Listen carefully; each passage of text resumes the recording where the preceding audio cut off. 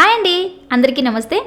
Thyroid problem ఉండడం వల్ల పిల్లలు పుట్టరా? ఈ అనుమానం మనందరిలో చాలా మందికి ఉంటుంది కదండి. ఇంతకీ ఈ విషయంలో ఎంతవరకు వాస్తవికత ఉంది అనేది ఈ వీడియోలో తెలుసుకుందాం. మాకు ఆల్రెడీ పిల్లలు అయిపోయారు, ట్యూబెక్టమీలు అయిపోయాయి అనుకున్న వాళ్ళు ఈ వీడియోని ఇక్కడే స్కిప్ చేసేయండి. లేదు మా ఫ్రెండ్స్లో కానీ, మా ఫ్యామిలీస్లో కానీ, లేదంటే మా రిలేటివ్స్లో కానీ ఎవరో ఒక్కరికైనా యూజ్ అవుతుంది అనుకునే వాళ్ళు మాత్రం ఈ వీడియోని స్కిప్ చేయకుండా ఎండ్ వరకు చూసేయండి. ఇప్పుడున్న లైఫ్ స్టైల్ వల్ల చాలా చిన్న వయసులోనే కారణం లేకుండా చాలా రకరకాల జబ్బులు అయితే వస్తున్నాయండి. ముఖ్యంగా ఆడవాళ్ళ విషయంలో ఇంకింత జాగ్రత్త అయితే తప్పకుండా తీసుకోవాల్సింది. ముఖ్యంగా పెళ్ళైన ఆడవాళ్ళు పిల్లలు కాలేదు అంటే వాటిలో ఒక రీజన్ వచ్చేసి థైరాయిడ్ ప్రాబ్లం అయ్యుండే ఛాన్సెస్ అయితే ఉన్నాయండి. మన శరీరంలో ఎండోక్రైన్ గ్లాండ్ అనేది థైరాయిడ్ హార్మోన్ని రిలీజ్ చేస్తుందన్నమాట. ఈ ఎండోక్రైన్ గ్లాండ్ అనేది మెటబాలిజంకి చాలా ఇంపార్టెంట్ అండి. ఎండోక్రైన్ గ్లాండ్ కనుక థైరాయిడ్ హార్మోన్ని సరిగా రిలీజ్ చేయట్లేదు, లేదంటే ఎక్కువగా రిలీజ్ చేస్తుంది అంటే మాత్రం మన శరీరంలో థైరాయిడ్ ప్రాబ్లం అనేది వస్తుందన్నమాట.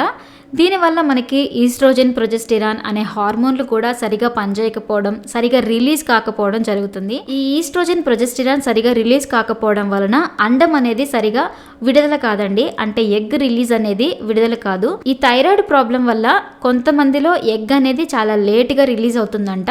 కొంతమందిలో ఎగ్ అనేది అసలు రిలీజ్ కాకుండా ఉండే ఛాన్సెస్ కూడా ఉన్నాయంటండి. కానీ కేవలం థైరాయిడ్ ప్రాబ్లం ఉండడం వల్ల 100% పిల్లలు పుట్టరు అనేది మాత్రం ఎక్కడా లేదు. మనం సరైన లైఫ్ స్టైల్ని మెయింటైన్ చేసుకుంటూ, మంచి ఆహారాన్ని తీసుకుంటూ, మంచి వైద్యుల పర్యవేక్షణలో అంటే మంచి డాక్టర్స్ని కన్సల్ట్ అయ్యి మంచి మెడిసిన్స్ తీసుకుంటూ మంచి లైఫ్ స్టైల్ని మెయింటైన్ చేస్తే ఖచ్చితంగా పిల్లలు పుట్టే ఛాన్సెస్ అయితే ఉన్నాయంటండి. ఇన్ కేస్ థైరాయిడ్ ప్రాబ్లం ఉన్న లేడీ కనుక ప్రెగ్నెంట్ అయితే ఎలాంటి జాగ్రత్తలు తీసుకోవాలి అనే విషయానికి వస్తే, థైరాయిడ్ ప్రాబ్లం ఉన్న వాళ్ళు థైరాయిడ్ ఫంక్షనింగ్ టెస్ట్ అయితే చేయించుకోవాలంటండి. దీనివల్ల మాత్రమే మనల్ని ఎవరైతే ట్రీట్ చేస్తున్నారో ఆ డాక్టర్స్కి ఆ ప్రెగ్నెంట్ లేడీకి ఎలాంటి ట్రీట్మెంట్ ఇవ్వాలి, ఎలాంటి మెడిసిన్స్ ఇవ్వాలి అనేది ఒక కంప్లీట్ అవగాహన అయితే వస్తుందంట.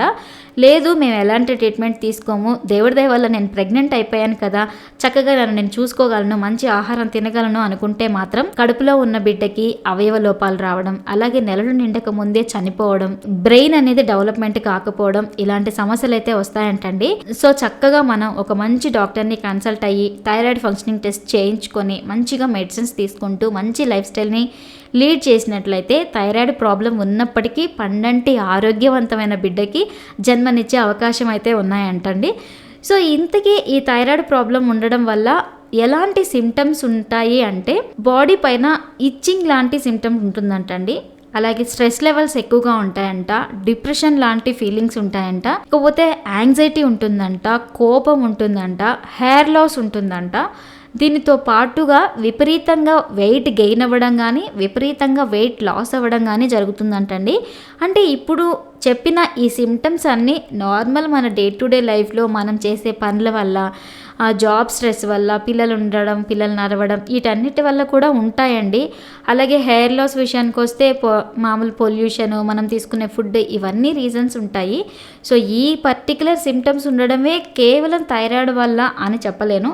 వీటిలో ఏ సిమ్టమ్స్ అయినా కూడా మనకి విపరీతంగా కనిపిస్తున్నట్లయితే, చాలా ర్యాపిడ్గా, చాలా ఎక్కువగా ఉన్నట్లయితే వెంటనే మీ దగ్గరలో ఉన్న మంచి గైనకాలజిస్ట్ని కన్సల్ట్ అయ్యి ట్రీట్మెంట్ అయితే తీసుకోండి. ఇదండి థైరాయిడ్ ప్రాబ్లం ఉండడం వల్ల పిల్లలు పుట్టరు అన్న దాంట్లో నిజమైతే ఉంది, కానీ 100% లేదు అనేది నా ఉద్దేశం.